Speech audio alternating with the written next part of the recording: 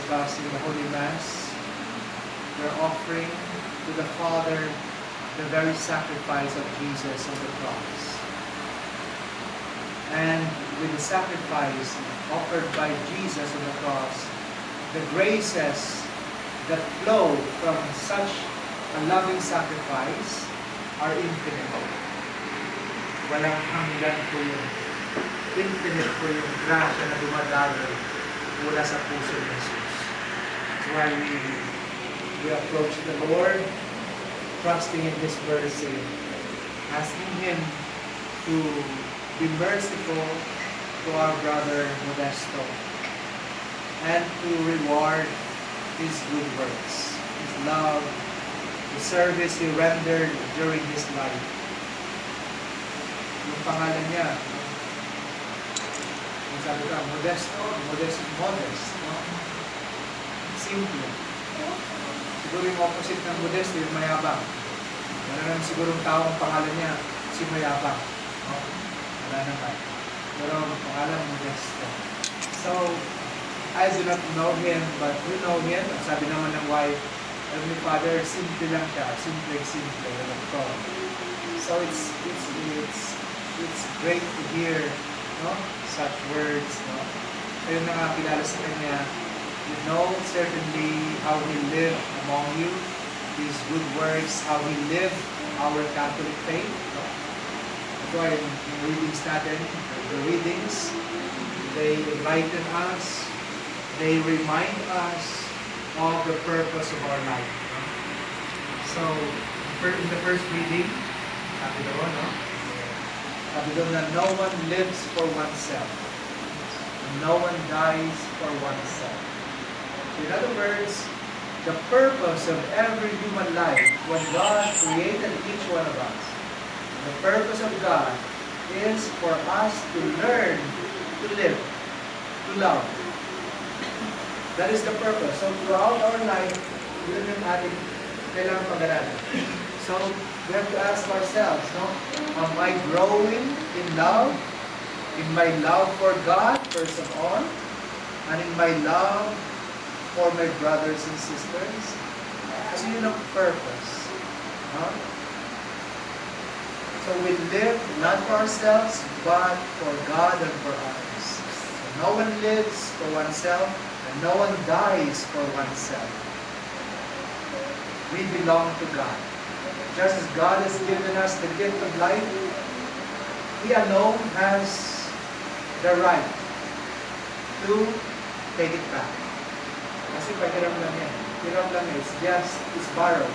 Life is borrowed. And it is important that we always be grateful to God, whether our lives be short or long, because we do not own anything. We cannot pay for a single day of our life. We cannot. It is too expensive to buy a day of your life. You cannot afford, even if you are very rich. One day of your life is too expensive. Now, if you want to know how expensive you are, how expensive life is, you just have to go to the hospitals. Yung mga nasa ICU. No? Naalala mo nasa ICU. I met somebody who lost her husband. Sabi niya, Father, when my husband was hospitalized at St. Luke's, sabi niya, St. Luke's ICU. We were paying 1 million pesos a day.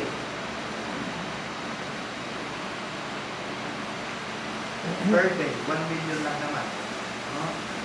So that's just an idea how expensive each one of us is.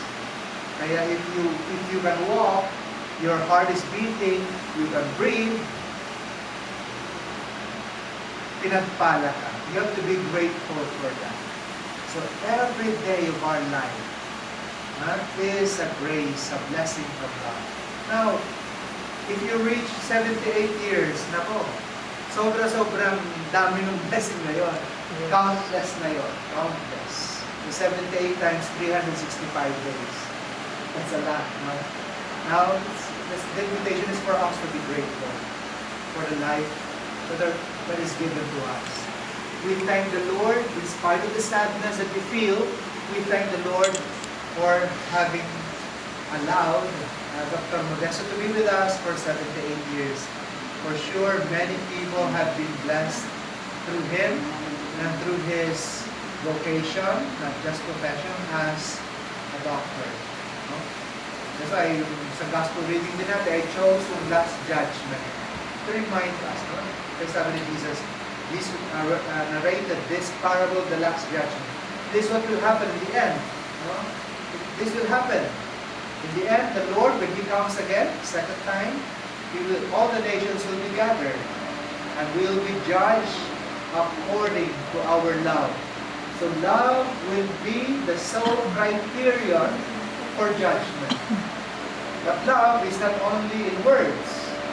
Love has to be shown in action. That's why when the judgment comes, we have to prepare ourselves for that. No? Each one of us, no? There will be a separation. Nakakatakot naman.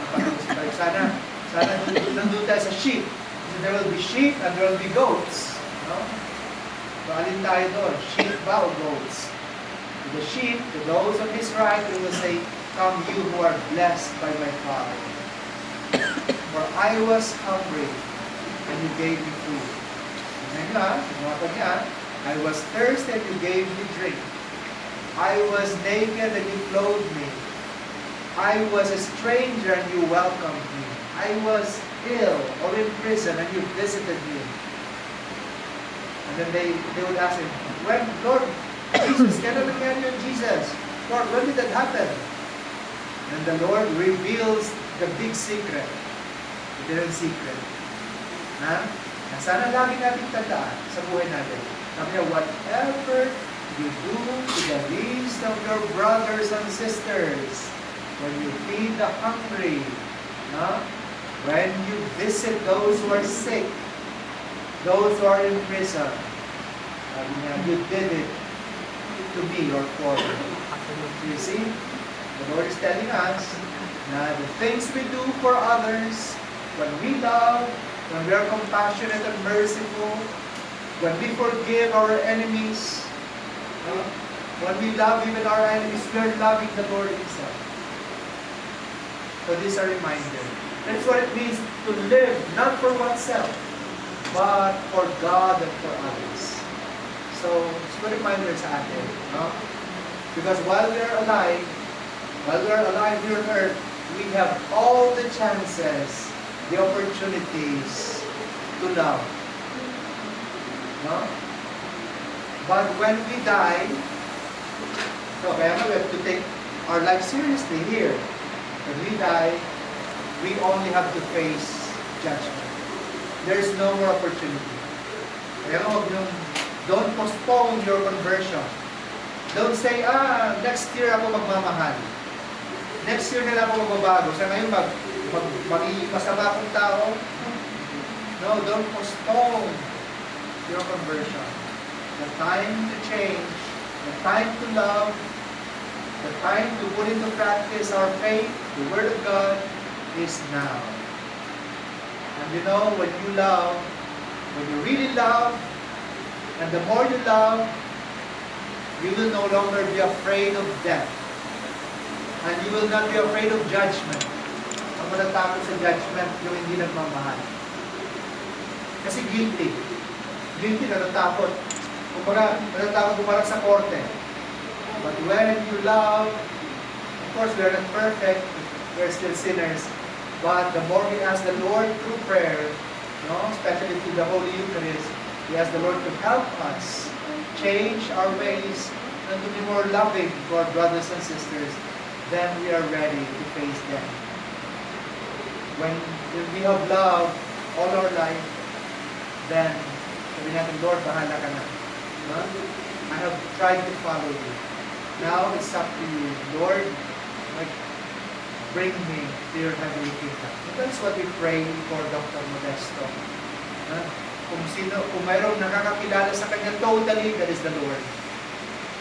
So we pray that the Lord will be merciful to him and generous in rewarding his service, his love, all the love he rendered to his brothers and sisters for the glory of God.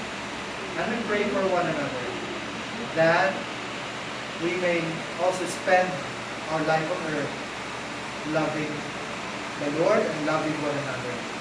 So may we recognize when somebody is in need, when somebody is knocking on your door, may nangangailangan, remember the gospel. Kahit yung mukha niya iba,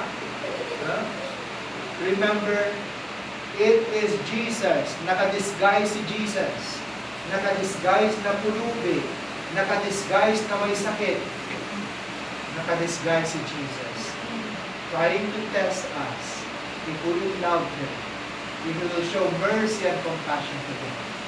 So, every good deed that we do, every act of love, will never be forgotten by the Lord.